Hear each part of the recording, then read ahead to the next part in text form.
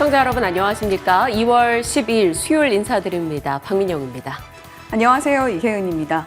간밤 뉴욕 증시는 3대 지수가 혼조세로 거래를 마쳤습니다. 다우존스 지수는 소폭 상승하면서 마무리를 했는데 아무래도 간밤에는 파월 의장이 어떤 이야기를 내놓을 것이냐에 시장에 상당한 관심이 쏠려졌죠. 트럼프 대통령은 즉각적인 금리 인하를 하기를 원하고 있습니다만 파월 의장 신중론에 신중론을 거듭하는 모습을 간밤에 드러냈습니다. 금리 인하를 서두를 필요가 없다라는 파월 의장의 발언, 그리고 그와 함께 트럼프 대통령의 마음대로 연준 의장을 해임할 수 없다라는 발언도 눈여겨보셔야 되겠죠. 그와 함께 애플은 이제 중국에서 시장의 확장성을 위해서 알리바바와 함께 AI 손 잡는다라는 소식도 들려왔습니다. 테슬라는 5거래일 연속으로 하락하고 있는 모습도 나타내고 있는데요. 종목별로도 그리고 시장 전체적으로도 이슈가 넘쳐나는 요즘입니다.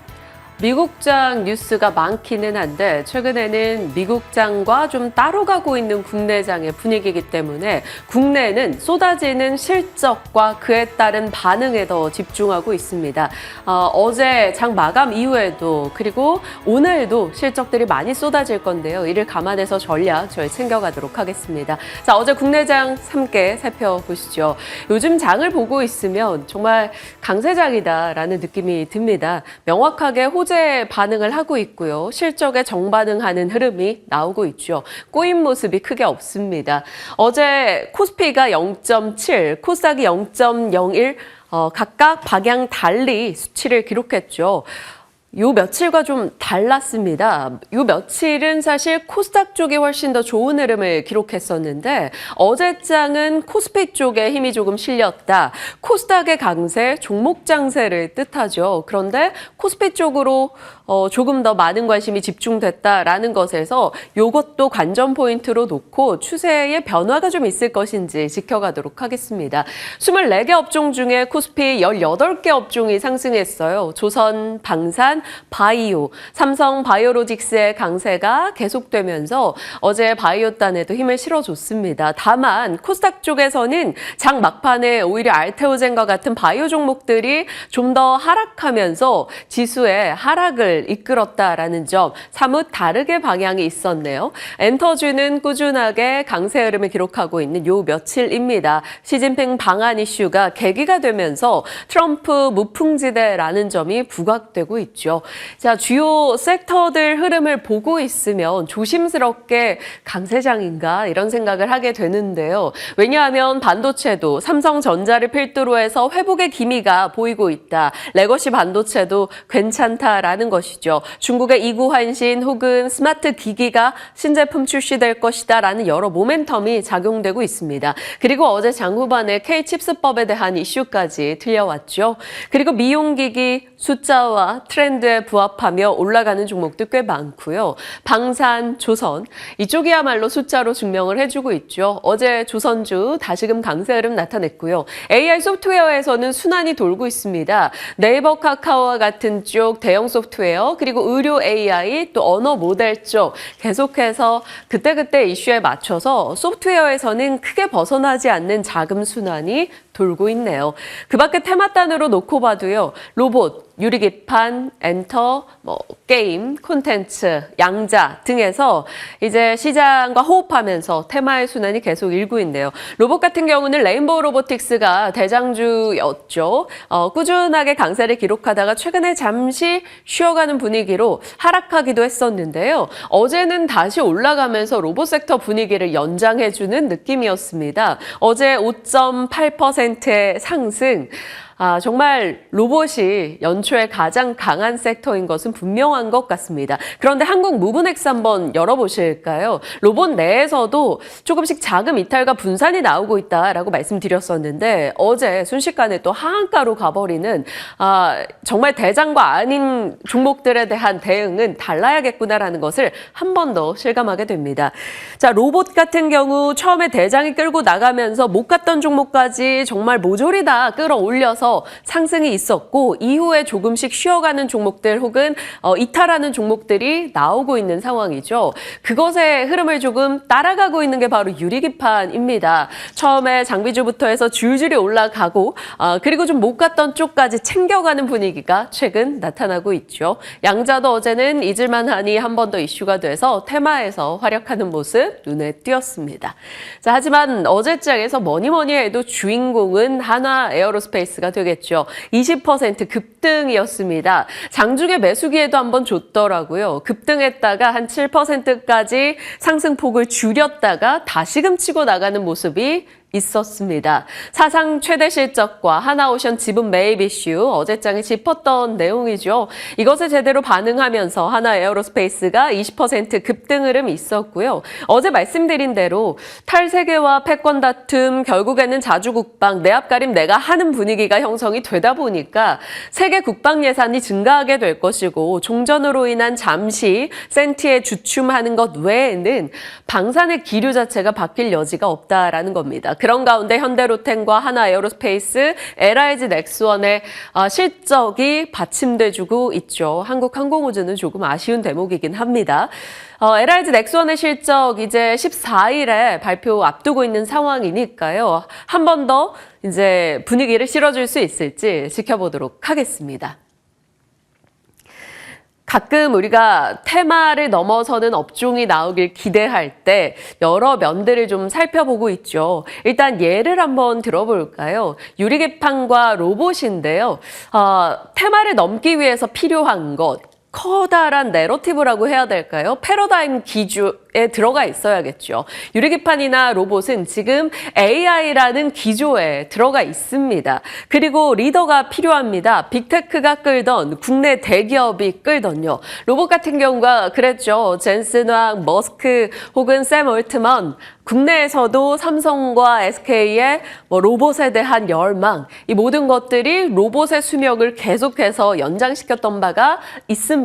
그리고 또 하나가요. 여기까지는 이렇게 풀로 찬 빨간색 기둥인데 여기 가다가 조금 끊겨 있죠. 이 부분이 완전히 채워질 때 모두들 이견 없이 로봇이나 유리기판도 당연히 주도 섹터다라고 얘기할 수 있을 겁니다. 아직까지는 로봇에 대해서 일부 테마는 테마일 뿐이다라고 보는 시각 등이 있죠. 그러면 채워져야 되는 나머지는 무엇일까요? 바로 숫자입니다. 수주 혹은 실적.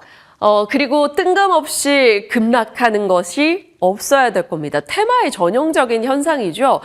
한 대라고 해서 갑작스럽게 예상치 못한 기업이 급등했다가 아니래라고 해서 급락하는 흐름. 보통의 섹터에서는 그리 잦은 일은 아닌데 테마탄에서는 워낙 많은 일이기 때문에 이러한 센티를 뒤흔들 만한 말도 안 되는 흐름은 조금 없어져야 될 겁니다.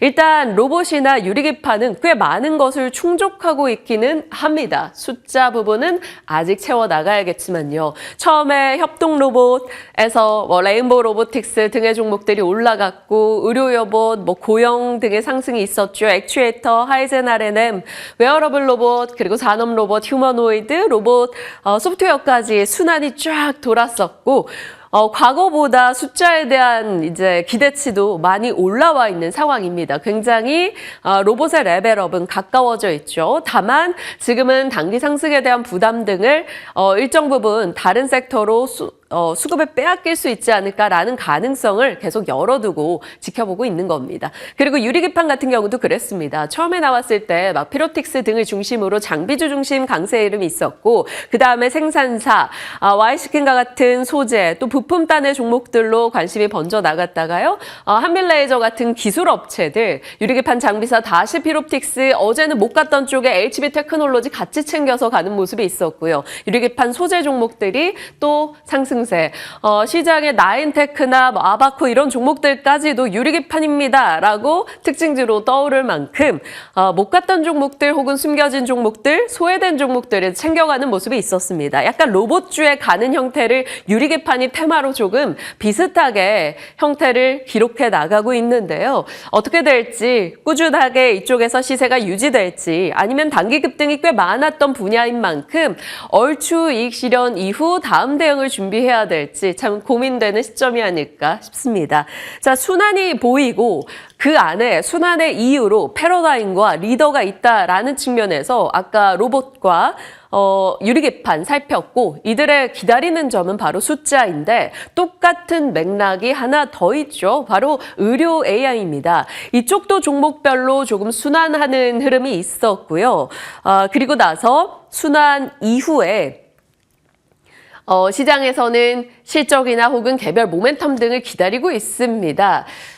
사실 제가 요청한 내용은 이것은 아닌데 바로 어제였죠. 혜은 앵커가 의료 AI 관련해서 밸류체인을 쭉 한번 분류해줬던 판이 있었을 겁니다. 그 부분을 제가 제작진께 안고 혜은 앵커를 자료를 쓰겠다라고 요청을 드렸는데 약간 의사소통에 오류가 있었네요. 자, 거기에서 보시면 신테카 바이오 혹은 딥노이드 아니면 온코크 이런 쪽으로 종목들이 순환이 돌고 있다라는 겁니다. 그리고 뷰노 등을 중심으로 해서 약간 실적에 기대되는 종목들도 꽤 많이 등장하고 있어요. 이쪽도 숫자가 채워진다면 조금은 더 강하게 시세를 형성할 수 있지 않을까 싶기도 합니다. 한 2개월 정도의 차트를 살짝 보면서 어떻게 순환하고 있는지 열어보도록 할까요?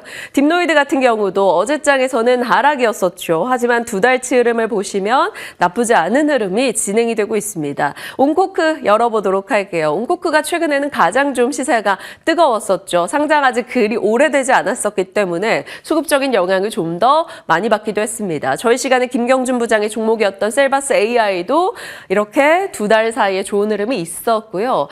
신테카 바이오 같은 경우도 어제장은 수주 이슈가 있었음에도 큰 힘을 못 냈는데 최근에 분위기는 나쁘지 않았다. 그러니까 이쪽으로의 자금도 일단은 계속 돌고 있다. 이 정도 체크하도록 하겠습니다. 분위기에 대한 내용이었고요.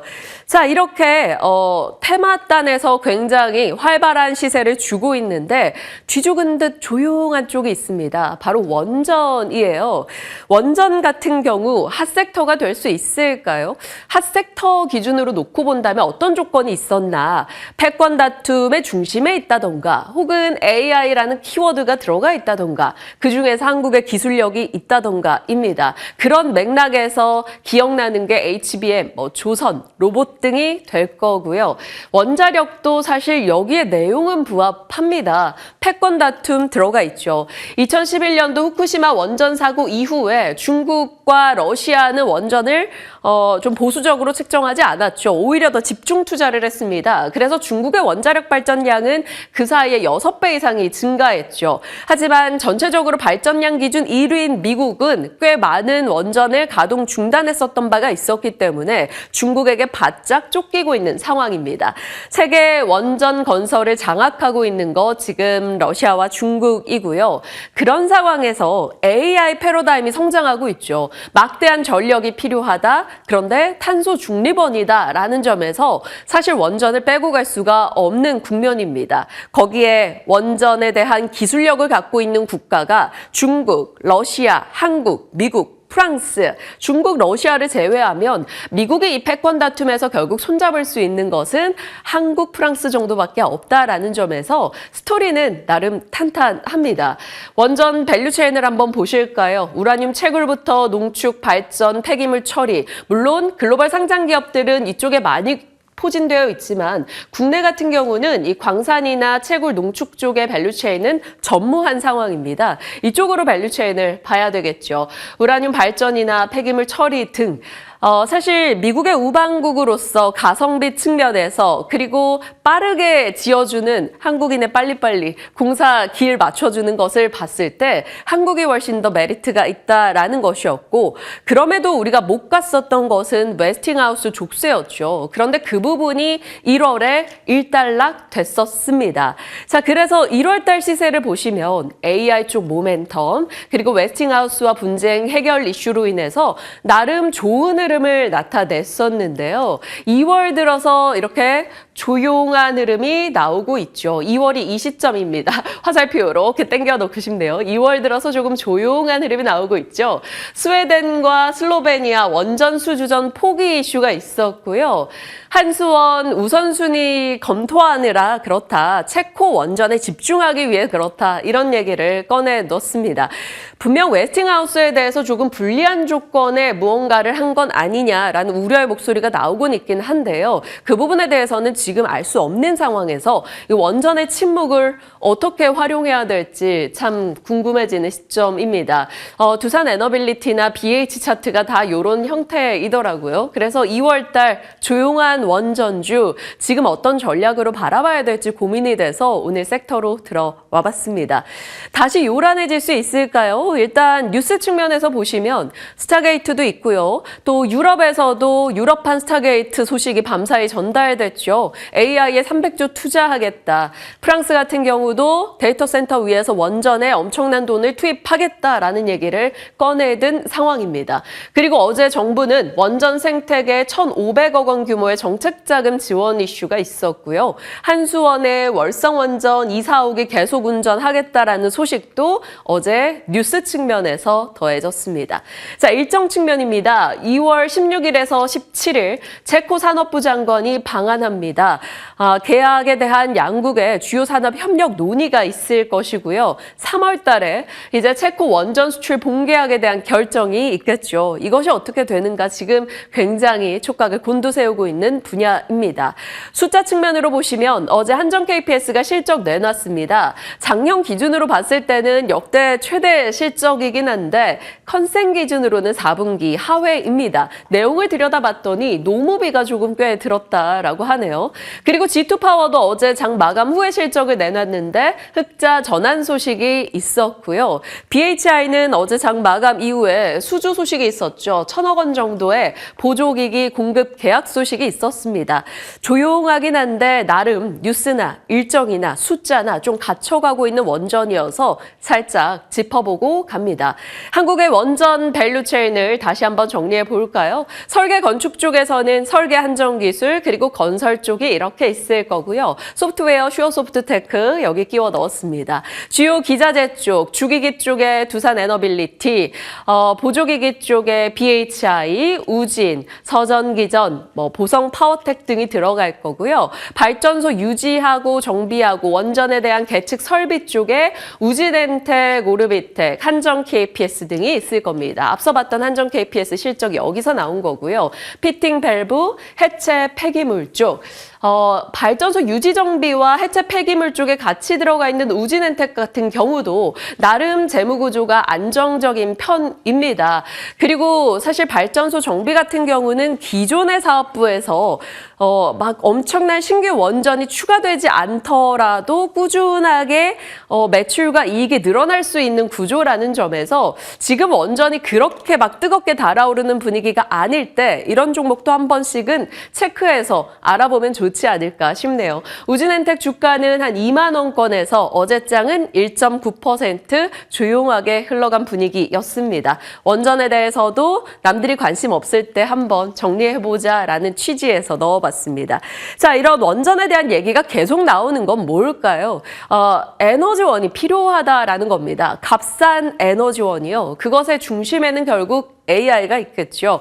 중국에서도, 미국에서도, 유럽에서도 각 빅테크 혹은 각국의 대기업은 AI에 대한 투자를 아낌없이 하고 있습니다. 딥시크 노이즈 살짝 묻고 가버리는 분위기죠. 거기에 미국의 부통령은 밤사이에 미국 내에 가장 강력한 AI 시스템 구축을 원한다. 그리고 미국에서 생산한 반도체 칩으로 그걸 하길 원한다. 이런 소식을 꺼내 들었습니다. AI에 대한 지금 트럼프 정권의 의지도 명확하다라는 거죠. 그 뉴스와 함께 다른 반도체 종목들이 힘을 내지 못하는 가운데 인텔은 또 올랐어요. 밤사이에 6% 상승세를 보여주기도 했습니다. 자, 그리고 메타도 박차를 가하네요. 한국의 AI 반도체 설계 스타트업인 퓨리오사 AI 인수 논의한다. 이런 소식이 들려왔습니다. 퓨리오사 AI에 대해서 이런 식의 얘기를 꺼내들었던 거는 메타뿐만은 아니고요. 퓨리오사 AI 관련주들 뭐가 있을까 고민하다가 네이버나 DSC 인베스트먼트가 이쪽에 좀 투자했었다라는 소식이 있었고요. 퓨리오사 AI 칩 쪽에서 뭐 4x4 이런 쪽이 한 번씩 연결이 되기는 하는데요. 어떨지는 모르겠습니다. 분명한 건 AI에 엄청난 돈이 들어가고 있다라는 것이죠. 자, 실적 장세입니다. 실적 장세 속에서 매일같이 쏟아지는 기업들의 실적 보고 있으면 정신없기도 하고 재밌기도 한데 어제 HMM 예상 밖의 홈런을 쳤더라고요. 예상보다 훨씬 좋은 실적을 냈습니다. 영업이익도 1조, 한 5배 정도 YOY 기준 증가했고요. 순이익도 크게 늘었죠. 영업이익률도 30%, 해상 운임이 높았던 덕분이었습니다. 홍해 사태나 중국 화주의 물량 밀어내기 등의 영향이 있었고요. 1년 내에 2조 원 규모의 자사주 매입 소각도 예상된다. 이런 평이 나오고 있네요. 다만 올해는 어떨지에 대한 불안감도 많이 거론됩니다. 왜냐하면 팬데믹 때 발주했던 컨테이너선이 대거 인도돼서 지금 관련한 공급 과잉 측면에서 과연 운임이 유지되겠는가. 실제로 운임이 상하이 컨테이너 운임지수 작년 대비 많이 떨어져 있는 상황이긴 합니다. 그리고 글로벌 경기가 위축된 측면 물동량이 줄 텐데 괜찮겠는가라는 여러 걱정의 목소리가 나오죠. 예상 밖의 홈런인 실적을 냈음에도 웃지 못하게 될지 HMM 좀 살펴봐야겠습니다. 하나증권의 오늘 아침 보고서는 상방하방 다 열려있다라고 얘기하네요. 그래서 투자 의견은 유지했는데 목표가만 1,000원 정도 더 올려서 18,000원을 제시하고 있습니다. 그런데 18,000원의 목표가라고 한다면 어제 종가보다 낮은 수준이라는 점, 이 부분은 HMM에 대해서 좀 중립 이하로 해석되지 않을까 싶기도 하네요. 글로벌 해상 물류망이 재편되면 운임이 올라갈 여지도 있겠으나 이 수에즈 운하 통항이 재개될 경우는 하방 리스크가 있다라고 이야기하고 있습니다. 자, 이제 뉴욕장으로 넘어오네요. 뉴욕 증시는 혼조로 끝났습니다. 트럼프로 인해서 여러 가지 관세 노이즈가 끼다 보니까 시장은 조금 내용을 소화하고 가는 분위기였죠. 웰스파고에서는 그럼에도 불구하고 감세 정책 등이 증시의 상승을 이끌 것이다. 긍정의 시각을 내기도 했습니다. 제롬 파월 연준 의장 인플레 2% 위면 인하 서두를 필요 없다라고 하면서 금리 인하, 연내 인하 가능성을 확 낮춰버립니다. 그래서 국채 금리는 조금 올라섰고요. 자, 종목으로 본다면 애플이 올랐어요. AI 폰에 대한 기대, 알리바바와 제휴 이슈 등이 있었죠. 2% 상승이었고요.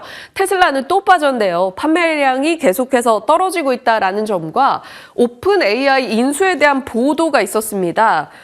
약간의 그냥 치기 어린 얘기가 아닐까 싶기도 한데 일단은 지분 매각 가능성, 사업에 대한 집중 약화에 대한 우려 이런 것들이 살짝 거론이 됐어요. 테슬라 6% 급락으로 진행됐고요.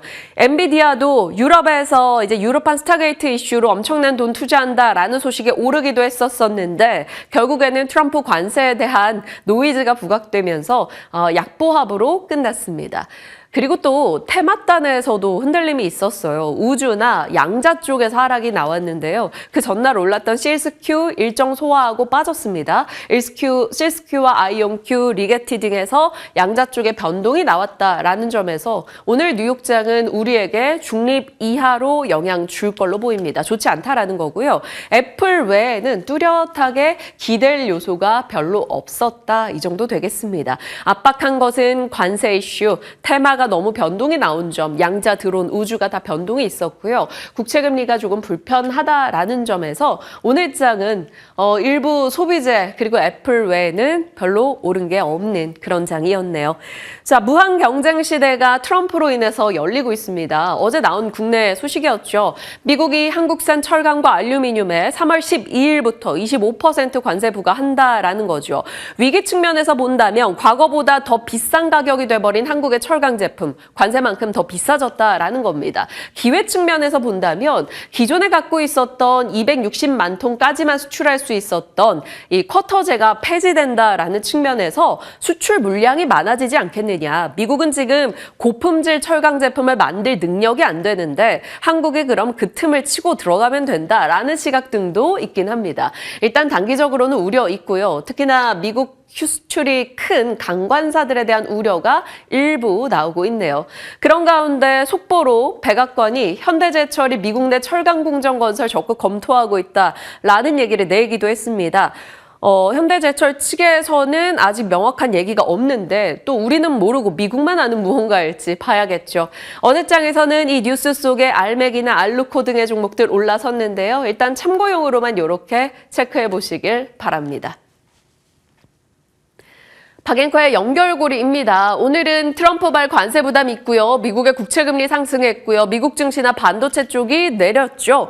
그런데 가만히 생각해보면 과연 미국이 한국의 반도체에 정말 세게 관세를 매길 수 있을까? 거기에 대한 의문은 조금 있습니다. 한국을 제외하고 과연 미국의 AI 패러다임이 빠른 속도로 진행될 수 있을까에 대한 의문은 있겠죠. 중국에 대한 규제로 오히려 한국의 반사이익을 볼 수 있다. 이런 식으로 갈 수 있을지 긍정과 부정의 카드를 다 들고 있는 반도체 진영이 되겠습니다. 상황이 미국장이 이랬다 보니까 오늘은 국내장 실적에 좀 더 집중할 걸로 보이고요. 테마에 더 집중할 여지도 있습니다. 그리고 때마침 어제까지 해서 2월 10일까지의 수출입 잠정 데이터가 나왔죠. 기존에 좋았던 쪽들 여전했습니다. CCL, 두산 쪽이 될 거고요. 알파, 이거 알루미늄 파우치를 자리가 없어서 줄인 건데요. 알파, 율천화학 등 있을 거고 OLED, 라면, 반도체 장비단 수출 좋았고요. 바이오, 삼바 등에 더 힘을 실어줄지 보셔야 되고 생물 이제 현미경 쪽에 토모큐브도 수출 데이터 괜찮았다라는 소식이 있었습니다.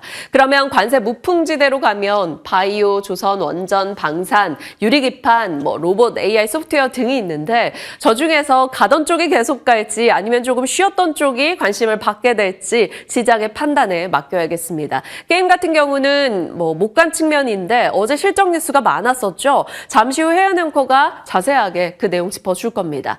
자, 메타는 필요사 A에 대한 인수 의지를 드러냈고 필요사 AI에 투자했던 네이버도 같이 체크하시고요. 어제 단독 뉴스인데 장 마감 이후에 삼양식품 이슈가 좀 불거졌죠. 불닭볶음면 편의점에서 못 살 만큼 품귀 현상을 보이고 있다. 너무 수출 물량이 많았기 때문이다. 이런 내용 등이었습니다. 그리고 지노맨 컴퍼니가 예상 외로 깜짝 영국 업체 항체 라이선스 아웃소식이 있어서 어제 주가 흐름 나쁘지 않았었는데 오늘도 저 이슈에 반응을 할지 지켜보겠습니다. 파란색은 좀 좋지 못했던 뉴스입니다. 나이스 신용평가에서 에코프로 BM에 대해서 등급 전망을 낮췄고요. 삼성 SDI 화재 위험으로 배터리팩 일부 리콜 소식이 있었습니다. 쌍방울은 최종적으로 상장 폐지 결정이 내려졌다. 이런 소식도 들려오고 있네요.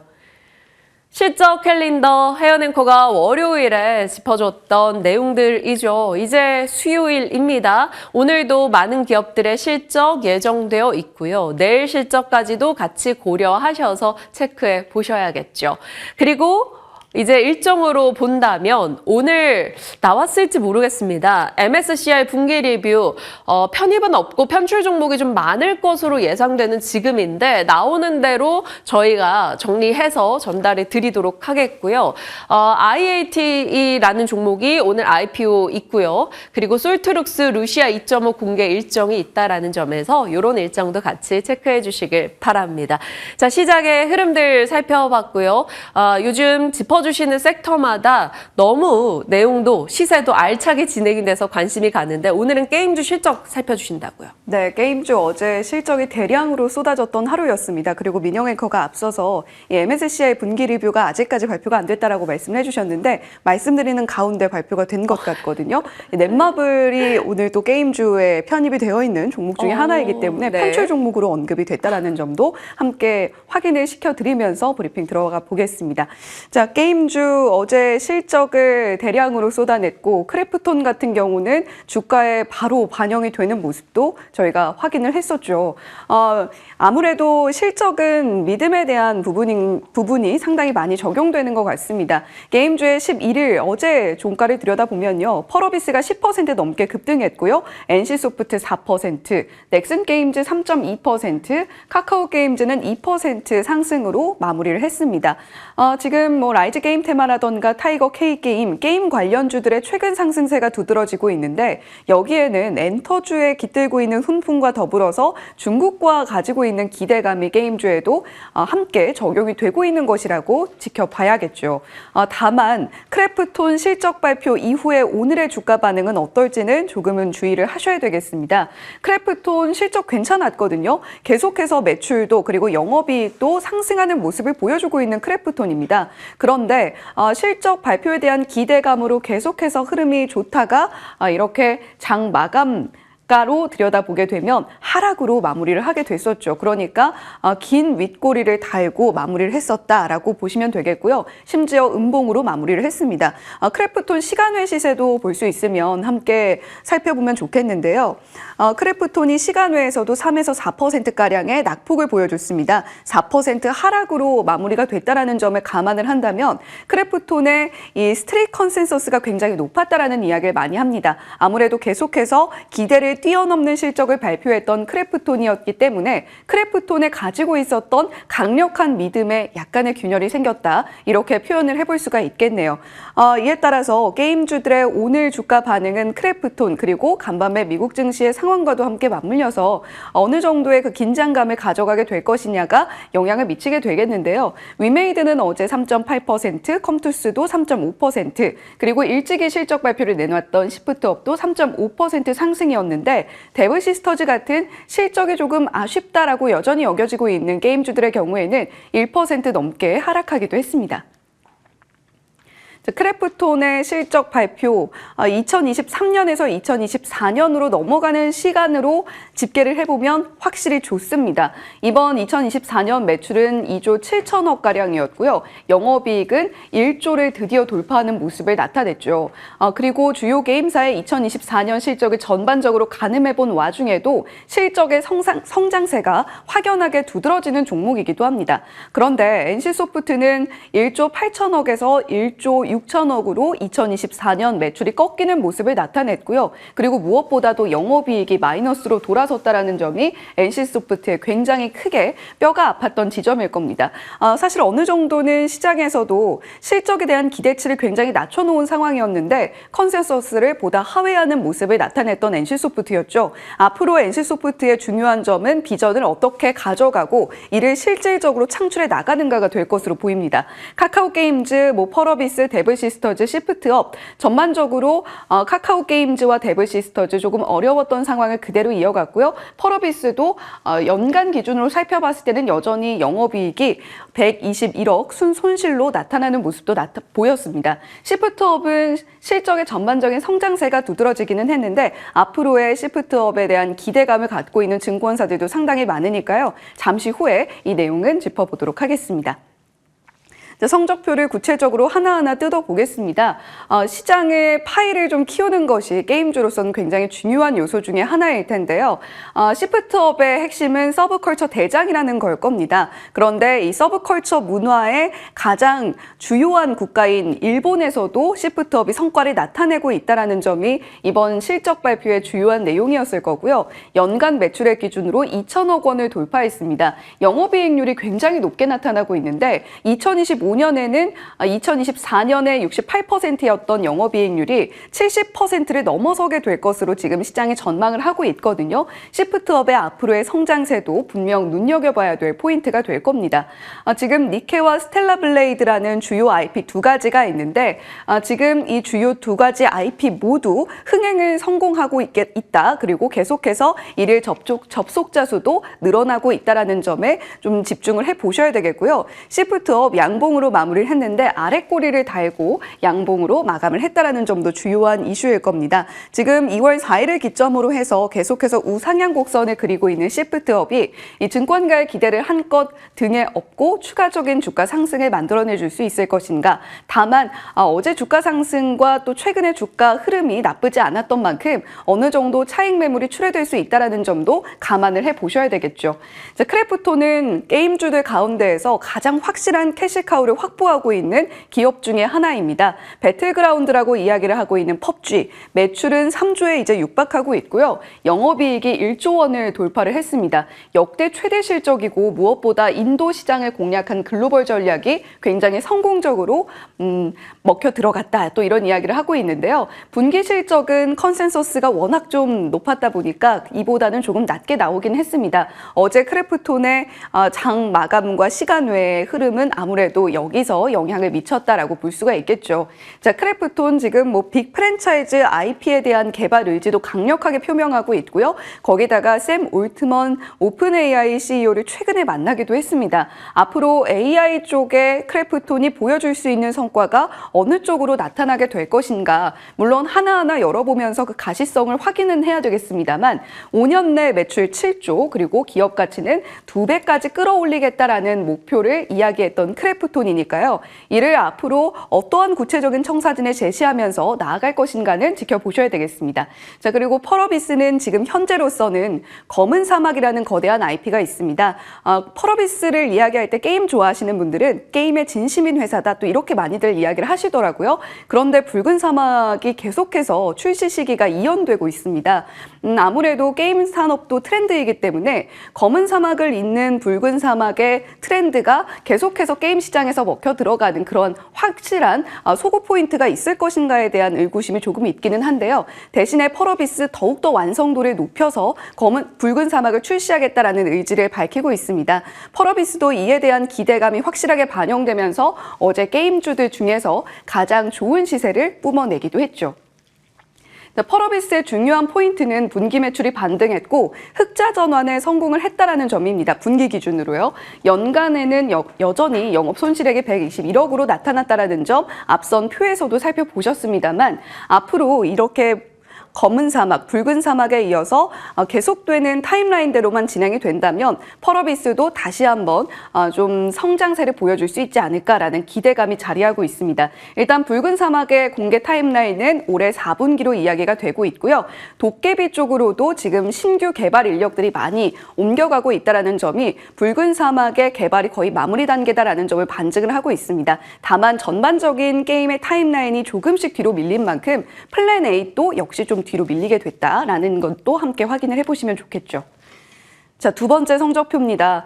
고전과 고전 사이에 이렇게 제목을 지어봤는데 NC소프트의 리니지도 고전으로 자리 잡을 수 있었겠죠. 그런데 지금 게임 트렌드 안에서는 리니지가 조금 고루하게 인식이 되고 있는 것 같습니다. 따라서 리니지에 굉장히 많은 비중을 차지하고 있는 NC소프트가 지속적으로 고전을 면치 못하는 모습을 나타내고 있는 거고요. 창립 26년 만에 첫 연간 적자입니다. 거의 창립 초기에 기록했던 적자 이후에 처음이라고 보시면 되겠고요. YOY 기준으로 순이익이 56% 꺾였고 분기 영업 손실이 거의 1,300억 원에 육박했습니다. 그런데 여기에는 아무래도 좀 대규모 구조조정을 하면서 퇴직금이라던가 여러 부분으로 비용이 많이 지출이 됐었거든요. 따라서 4분기의 영업 손실이 올 한 해 동안의 적자에 굉장히 큰 부분을 차지했다는 점은 감안해 보셔야 되겠습니다.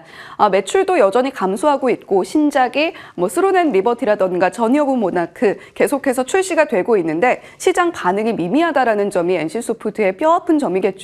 이번 실적 발표에서는 AI에 대한 의지 표명을 강력하게 내놨는데 크래프톤의 청사진과 함께 비교를 해보면서 잠시 후에 이 부분도 살펴보겠습니다. NC소프트는 4% 어제 시장에서 반응이 나왔는데 실적에 대한 실망감이 오늘 조금 나타날 수도 있다는 점은 충분히 감안을 좀 해보셔야 되겠습니다. 자, NC소프트 다음으로 살펴볼 종목은 카카오게임즈인데 신작 보릿고개를 넘어서지 못하고 있습니다. 계속해서 뭔가 의지는 보이는데 구체적인 성과가 나타나지 않고 있는 카카오게임즈거든요. 4분기에 영업손실 적자 전환했고요. 그리고 컨센서스 대비로 2배 손실을 발표를 했습니다. 시장의 컨센서스가 상당히 낮았다라는 점을 감안한다면 카카오게임즈가 앞으로 헤쳐나가야 될 길은 상당히 험난해 보인다라고 이야기를 할 수 있겠죠. 지금 현재 대형 신작이 부재한 상황이고요. 장기 타이틀도 점차적으로 시간이 지나면서 익숙해진 유저들이 이탈하는 현상들이 가속화되고 있습니다. 거기다가 자회사를 처리하는 부분에서도 비용 손실이 발생을 했고요. 앞으로 IP 발굴이라던가 여러 가지 체제 개선을 모색하겠다라는 이야기를 내놓고 있기는 한데 사실 이러한 발언들이 카카오 게임즈가 지금까지 했던 이야기들 중에 딱히 새로운 것은 없다라는 점은 참고해 보셔야 되겠습니다. 자, 그리고 데브시스터즈는 쿠키런이라는 대형 IP로 또 저희가 이야기를 하고 있죠. 정말 많은 국가들을 다양한 문화권에 적용을 해서 공략을 하고 있는 데브시스터즈입니다. 일단 영업이익과 단기 순이익이 흑자 전환을 했다라는 점에서 앞으로의 데브시스터즈는 조금 더 나아지지 않겠느냐라는 기대감을 갖게 하는데요. 어느덧 5년 동안 이어진 쿠키런 킹덤의 경우에는 이제 점차적으로 게임업계 안에서 고전으로 자리 잡을 수도 있겠다. 이런 아이디어 얻어볼 수 있습니다. 이제 앞으로 현지화 전략으로 미국과 중국, 일본 시장까지 공략한다고 하니까요. 데브시스터즈도 앞으로 이 부진을 딛고 일어설 수 있을 것인가 한번 기대해 보시면 좋겠습니다. 자, 리포트도 모아보죠. NC소프트, 크래프톤, 카카오게임즈, 펄어비스까지 이번 주에 실적이 나왔던 종목들 위주로 한번 정리를 해봤습니다. 지금 미래에셋에서는 NC소프트 95,000원 제시를 하고 있는데요. 업종 내 탑픽으로 플랫폼 확장성에 좀 기대를 하고 있다라는 이야기를 미래에셋의 이미석 연구원이 리포트 발간을 통해서 이야기를 했습니다.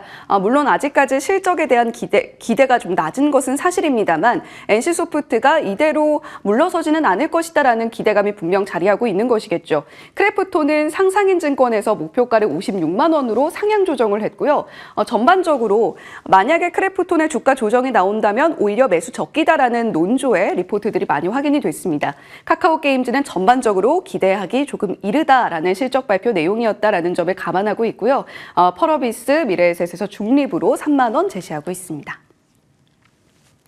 네, 크래프톤의 컨퍼런스 콜 내용도 좀 궁금해하실 것 같아서 가지고 와봤습니다. 크게 3가지 포인트, 신규 성장 동력으로 프랜차이즈 IP 확보하기 위해서 노력하겠다. 그리고 향후 5년 동안 신작 개발비를 상당 부분 많이 투입하겠다라는 것이 방점이었는데요. 연간 3천억 규모로 확대한다라는 이야기가 있죠. 그런데 만약에 NC소프트처럼 내놓는 신작들이 기대에 미치지 못한다라고 한다면 리스크로 작용을 하게 될 가능성도 있다라는 점은 감안해 보셔야 되겠습니다. 딥러닝 부분에 있어서는 AI 협력 부분을 함께 좀 포인트로 삼아 보셔야 되겠는데요. 오픈 AI와의 협력이 인조이라던가 새로운 게임들에도 적용될 가능성을 언급하고 있기 때문에 이러한 포인트들도 함께 짚어보시면 좋겠습니다.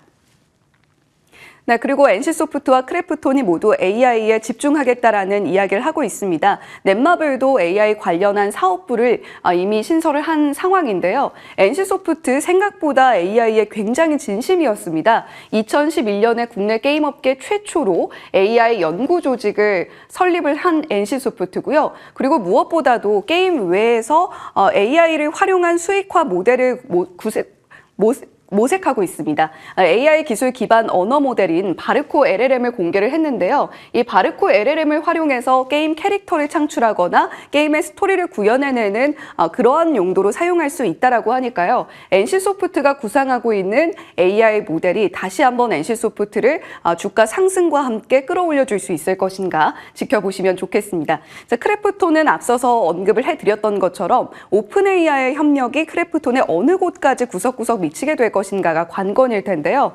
지금 AI 적용한 게임 론칭을 준비하고 있습니다. 언커버 더 스모킹 건이라는 게임인데 이뿐만이 아니라 크래프톤은 지난 실적 발표부터 계속해서 AI에 굉장히 큰 방점을 찍어온 만큼 앞으로 크래프톤이 펍지 외에 새롭게 론칭할 게임들 안에서 AI가 어느 정도까지 기능을 하는가도 중요한 포인트 중에 하나가 될 것 같습니다. 자, 그리고 올해 타임라인들입니다. 넥슨은 3월에 퍼스트 버서커 카잔을 공개를 할 예정이고요.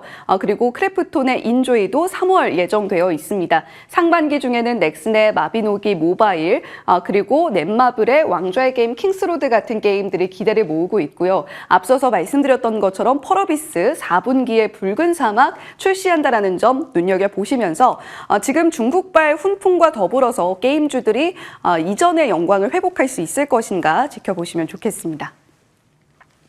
헤드라인 돋보기입니다. K의료기기 APR도 실적 발표를 내놨는데요. 역대 역대 최대 실적을 내놨습니다. 2024년 영업이익 17% 성장세였고요. 매출은 40% 육박하게 성장을 이어오고 있는 APR입니다. 당기순이익이 정말 놀라운데요. 30.2%의 성장으로 정말 모든 지표들이 고르게 역대 최대 지표를 발표했다라고 할 수가 있겠죠. 지금 뭐 라메디텍이라든가 원텍, 레이저옵텍 같은 미용 의료기기 또는 의료기기 쪽에서 계속되는 성과들이 드러나고 있는데 최근 미용 의료기기를 포함해서 의료기기 통틀어 중동 시장 공략에 나서고 있다라는 소식도 들려오고 있습니다. 특히 사우디 시장은 지금 현재 미국과 일본 기기들이 많이 들어가 있는데 미국에서 허가를 받은 제품이라면 중동 시장 공략에 조금 더 용이한 측면이 있는 만큼 특히 레이저옵텍의 어제 소식처럼 이 색소질환 치료용 레이저가 미국의 FDA 시판전 허가를 받았다라는 점 등이 중동 시장의 진출에도 청신호와 함께 연결될 수 있다라는 점 투자 아이디어로 삼아보시면 좋겠습니다. 자, 그리고 앞서서 전해드렸던 것처럼 MSCI 2월 정기 리뷰 11개 종목이 무더기 편출된다는 점이 조금 뼈아프기는 합니다. 편입 종목이 없고요. 편출 종목으로 엔캠, GS, 한미약품, 금호석유, LNF 좀 여러 가지 종목들 중에서 2차 전지 섹터 안의 종목들이 많이 눈에 띕니다. LG화학 우선주도 그렇고요. 롯데케미칼, 포스코 DX 그 밖에도 앞서서 말씀드렸던 것처럼 넷마블과 SK바이오사이언스 같은 종목들도 편출 종목으로 언급이 되고 있으니까요. 이 리밸런싱 일정과 3월 3일 지수 적용 일정까지 함께 체크해 보시면서 앞으로 투자 전략을 어떻게 가져가야 될까 고민해 보시면 좋겠습니다. 편출되는 종목에 대한 아쉬움 분명히 있고요. 편입된 것이 없다라는 것도 그렇지만 요즘에 편입이 안 될 경우 편입 후보군에 대한 기대가 또 이연되면서 시세를 내기도 하더라고요. 편입될 종목들 또 무엇이 있을지 5월에 기대로 한번 이어가 보시길 바랍니다. 시장 흐름에 대한 이야기였고요. 이제 구체적인 전략 챙겨보겠습니다. 함께 하시죠.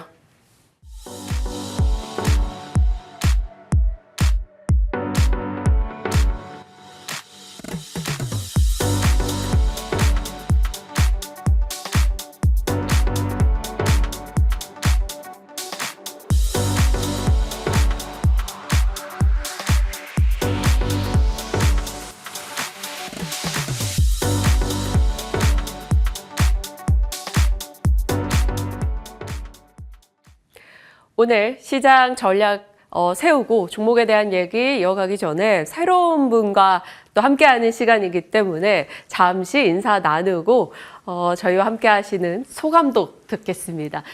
이준호 위원님, 안녕하세요. 네, 안녕하십니까. 좋은 아침입니다. 네, 너무 반갑습니다. 네. 저희와 함께 하시게 됐는데 어떠세요? 좀 떨리시나요? 서서 하시는 거 처음이시라고 들어서 저희가 좀 죄송했어요. 서서 하는 것보다 이제 보통 이제 오후 오후장 보다가 아니면 저녁에 마감 이후에 이제 우리 시청자님들에게 여러 가지 섹터나 종목 말씀을 드리다가 또 이렇게 아침에 좀 하니까 또 새롭게 기분도 들고 또 어떻게 보면 이제 바로 방송 들으시고 여러 가지 투자하시는데 도움이 될 수 있으면 좋겠다는 생각 때문에 좀 설레이는 마음이 더 있는 것 같습니다. 네. 뭔가 지금 곁에서 느끼기에는 정말 좋은 기운을 풍겨주시고 또 목소리도 너무 좋으셔서 앞으로 어떤 전략을 주실지 기대되기도 합니다.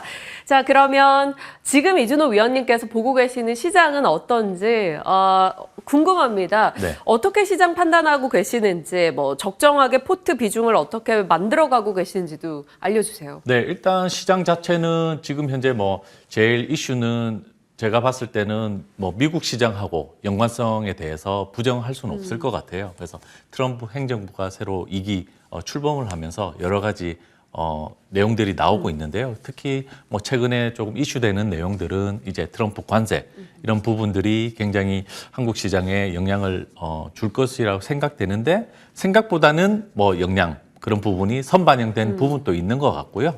그리고 또한 이게 협상론에는 그칠 것이다라는 그런 생각들이 아직은 우세한 것 같아서 본격적으로 영향을 주진 않는 것 같습니다. 그렇지만 이제 실제 이게 현실화되고 가시화될 경우에는 거기에 대한 어떤 영향 그리고 정부 차원에서 기업 차원에서의 대비 같은 것들이 좀 필요해 보인다고 보입니다. 그러면 포트 내에서 현금 비중을 어느 정도 생각하세요?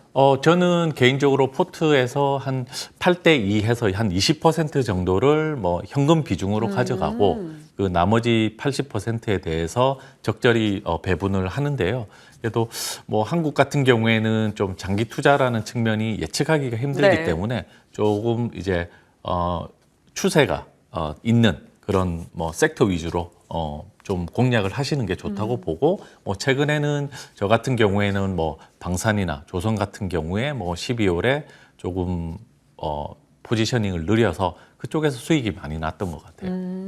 12월에 조선, 방산 또 로봇 쪽까지 해서 포지션을 많이 늘리셔서 수익이 꽤 많이 났다라고 말씀을 주셨는데, 로봇, 조선 그리고 방산까지 특히나 로봇 조선은 미리 이제 위원님이야 그렇게 수익 내고 좋으셨지만 사실 12월, 1, 2월 이렇게 꽤 많이 올랐잖아요. 네네. 그러니까 지금 갖고 계신 분들 고민도 되고 또 신규 진입을 하고자 하시는 분들도 고민이 되는 네네. 시점이에요. 네. 로봇주부터 좀 전략을 주실까요? 로봇주 같은 경우는 이제 트럼프의 대표적인 수혜주죠. 그래서 트럼프 정부에서 특히 뭐 미국 우선주의, 아메리카 퍼스트라든지 아니면 리쇼어링 정책을 펼치면서 미국 내, 자국 내에 어떤 제조업 기반을 다시 세우려고 하는 그런 모멘텀이 있죠. 거기에 따른 또 글로벌 공급망 재편이 일어나면서 이제 제조업 기업 같은 경우에는 뭐 여러 가지 노동력 부족이라든지 이런 것들을 해소하기 위해서 공장 내에 어떤 노동력을 대체하는 휴머노이드 로봇을 네. 많이 투입을 할 예정을 가지고 있거든요. 그래서 대표적으로 테슬라 같은 경우에 옵티머스를 통해서 이렇게 투입을 하게 되죠. 그렇기 때문에 지금 미국발로서 이제 로봇, 휴머노이드 로봇이 굉장히 각광을 받고 있고, 거기에 따라서 국내에서도 이 로봇 관련 기업들 위주로 많이 움직이고 있습니다. 네. 그러면 지금 사실 굉장히 저희 교수님처럼 말씀을 해주셔서 열심히 청강하는 느낌이긴 네. 한데, 점잖게 말씀을 주셨지만 종목은 생각보다 공격적으로 또 섹시하게 대응하셨다고 제가 제작진의 모니터링 내용을 들었습니다. 클로봇을 네. 빠르게 진입해서 1월 달부터 진입을 해서 수익을 네. 내셨다라고 했는데, 네. 그러면 로봇의 탑픽을 지금 뭘로 보시는지요? 지금 현재 로봇 이제 탑픽 같은 경우에는 지금 뭐 약간 조금 시세가 안 난 뭐 그런 종목들로 조금 보시면 좋으실 것 같기는 한데요. 그런데 지금 뭐 로봇주 관련해서는 지금 증권사에서 너무 과열이 됐다라고 생각을 해서 종목별로 신용 불가라든지 증거금률 자체를 올리고 있는 네, 상황이라서 어떤 레버리지를 일으켜서 투자하기는 조금은 위험한 단계에 와 있을 수 있습니다. 그래서 조금 장기적인 관점에서 보신다면 여전히 대기업과 연결된 그런 종목들을 보시는 게 좋으실 것 같고요. 네. 저 같은 경우에는 지금 뭐 삼성, LG, 뭐 SK, 뭐 전부 대기업과 연결된 종목들이 많이 올라서 네. 제가 선제적으로는 뭐 개인적으로는 포스코와 연결된 유로메카를 조금 말씀을 드린 적이 있었거든요. 네네. 그래서 수익률 자체가 뭐 다른 것에 비해서 상대적으로는 좀 적게 올랐지만은 제가 봤을 때는 포스코가 철강이라든지 2차 전지 부분에서 조금 좋지 않기 때문에 그런 쪽에 좀 힘을 실어줄 수 있다라는 생각도 가지고 있고요. 뭐 유로메카도 마침 한 단계 발전을 위해서 조금 펀드레이징을 하면서 조금 회사를 다시 한번 또 업그레이드 하려고 준비하는 것으로 알고 있습니다. 알겠습니다. 지금 로봇에 대해서 좀 긴 시각으로 놓고 봤을 때 대기업과 협력할 수 있는 분야 등에 대해서 얘기 주셨고, 유로메카도 살짝 언급해 주셨네요. 지켜보겠습니다. 자, 방산으로 가볼게요. 어제 하나에어로스페이스가 급등이 있었어요. 그리고 앞에 현대 롯데메 실적도 좋았고요. 이제 LIG 넥스원 실적이 14일인데 또 좋은 실적 전망이 나오고 있습니다. 방산주 뭐 종전에 대한 센티 위축은 일시적일 것이고 어차피 자주국방이라면 끌고 가야 된다라는 시각 등인데, 이쪽으로는 종목 대응 어떻게 하시나요? 네, 뭐 방산주 같은 경우에 저도 꾸준히 추천해서 제 포트폴리오에 다 담았었거든요. 그래서 우리 흔히 말하는 방산 3대장, 하나에어로스페이스, 현대로템, LIG 넥스원 뭐 등등, 뭐 하나시스템, 뭐 3대장, 4대장이죠. 그래서 네. 저 같은 경우에 포트에 이제 LIG 넥스원을 빼고 다 담아서 수익률이 좋게 났고, 특히 하나에어로스페이스 같은 경우에는 지금 하나그룹의 어떤 후계 구도, 계열 분리를 염두에 두고 지금 하나오션을 이제 하나오션 지분을 하나에어로스페이스로 모으면서 네. 그런 부분 때문에 또 어제 굉장히 주가가 강하게 올라갔던 부분이 있습니다. 그래서 뭐 하나 에어로스페이스 같은 경우는 특히 방산 모멘텀 플러스 어떤 그룹 내에서 어떤 힘을 실어주는 그런 모습이 있기 때문에 어제 시세가 강하게 났지만 장기적인 추세에서는 더 갈 것으로 예상이 들고요. 나머지 방산주들도 말씀하신 것처럼 이제 종전 이후에 또 군비 증강 부분이 계속 이슈화가 되고 특히 트럼프 영향권에서 자유롭지 않은데요. 트럼프가 이제 나토 탈퇴를 얘기를 하면서 나토 국가 같은 경우에는 특히 방산비 지출을 더 할 수밖에 없게 됩니다. 그러면 이제 그 대안으로서 이제 고려할 수 있는 가성비 있는 K방산이 또 모멘텀을 네. 받게 되는 거죠. 근데 왜 LIG는 빼셨어요? LIG 같은 경우에는 그 당시 공략법 자체는 이제 조금 더 좀 강하게 갈 수 있는 주도주 위주로 공략을 해보자라고 해서 했고요. 그래서 뭐 순서 자체는 제가 봤을 때는 이제 또 LIG가 또 최근에 많이 올라왔죠. 네. LIG의 순서도 네네. 기다리고 네네네. 있어 볼 수 있는 네. 그런 방위산업의 장기 트렌드, 대장주에 대한 우호적인 시각 확인해 주셨고요. 게임은 어떨까요? 게임은 참 좀 소외돼 있기도 네네. 했었고 좋은 실적 혹은 신작 이런 것에 굉장히 목말라 있고 중국에 대한 기대 일부 열려 있는 상황 정도입니다.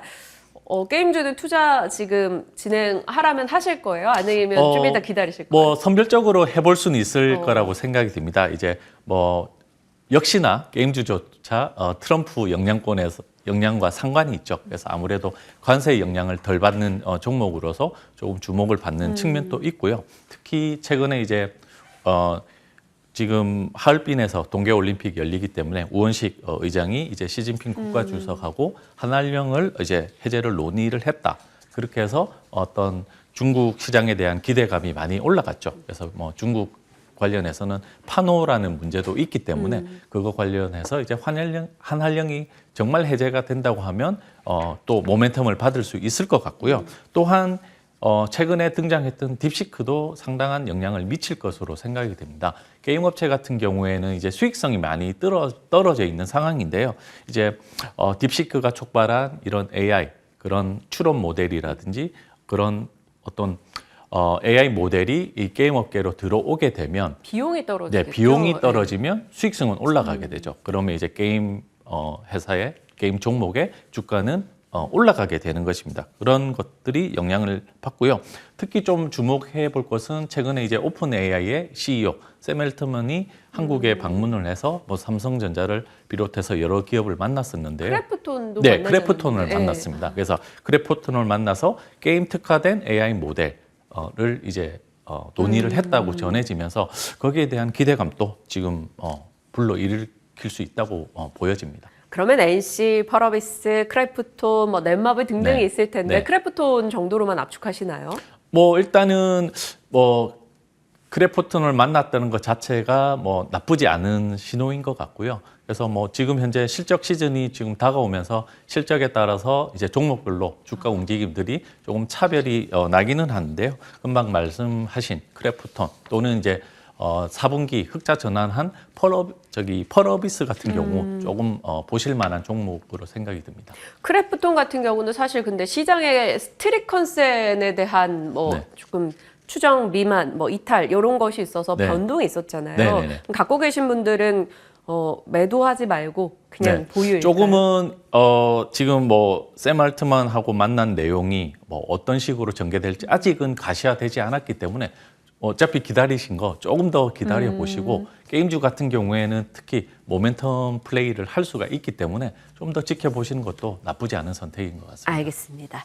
자, 이제 위원님의 종목으로 넘어가 보도록 하겠습니다. 오늘의 종목이 PSK홀딩스 실적 장세니까 실적 좋은 걸로 딱 네. 집어주시는 겁니까? 네, 뭐 어제 뭐 실적 발표하고 나서 이제 시간의 거래에서 조금 좋은 모멘텀을 보였거든요. 네. 그래서 우리 뭐 지금 현재 뭐 로봇주가 많이 뜨겁긴 하지만 또 HBM 뭐 한국의 어떤 반도체 관련해서 또 주도하는 그러한 분야이고요. 그래서 PSK 홀딩스 같은 경우에는 이제 반도체 장비 국산화의 어떤 선두주자를 달리고 있고요. 특히 후공정 쪽에서 우리 디스컴이라든지 리플로 장비를 통해서 좀 효율성 향상을 해주는 그러한 종목입니다. 그래서 특히 지난해 매출액하고 순이익 자체가 한 125%대로 증가를 했고요. 거기에 더해서 영업이익은 225%를 증가를 했습니다. 그래서 실적이 좀 뒷받침되고 또 HBM 관련해서도 후공정 쪽에 유망한 장비 기술을 가진 업체이기 때문에 오늘 좀 종목으로 들고 나왔습니다. 시간외 상한가예요. 네네. 그러면 어떻게 이제 장 오픈할 때 대응을 해야 될까요? 개인 투자자들. 뭐 일단은 뭐 시초가를 한번 보셔야 될 것 같긴 한데요. 그래서 시초가를 한번 보시고 제가 볼 때는 일단 실적이 좋은 것 자체에서 머무르진 않고 지금 주가 자체가 조금 눌려서 다시 올라가는 모멘텀을 보일 수 있는 시점이라 보여지기 때문에 단기적인 측면보다는 조금 더 이제 장기적으로 보시고 실적이 뒷받침되고 또 HBM 관련해서 지금 뭐 특히 PSK 홀딩스 같은 경우에는 이제 삼성전자, SK 하이닉스에 납품 중인데 지금 우리 HBM 3대장인 마이크론에도 납품 기대감이 조금 있거든요. 예, 그래서 그런 것들이 현실화하게 되면 또 주가가 리레이팅이 될 수가 있습니다. 그렇기 때문에 한번 조금 단기 이상의 관점으로 봐주시면 좋으실 것 같습니다. 알겠습니다. 단기 이상으로 실적이 계기가 돼서 조금은 더 모멘텀을 가져갈 수 있는 종목 PSK 홀딩스 목표가 65,000원, 손절라인 4만원 잡아주셨으니까요. 참고해서 살펴주시길 바랍니다. 오늘 시장과 산업 종목에 대한 뷰를 확인할 수 있었습니다. 이준호 위원님과 함께했네요. 고맙습니다. 네, 감사합니다.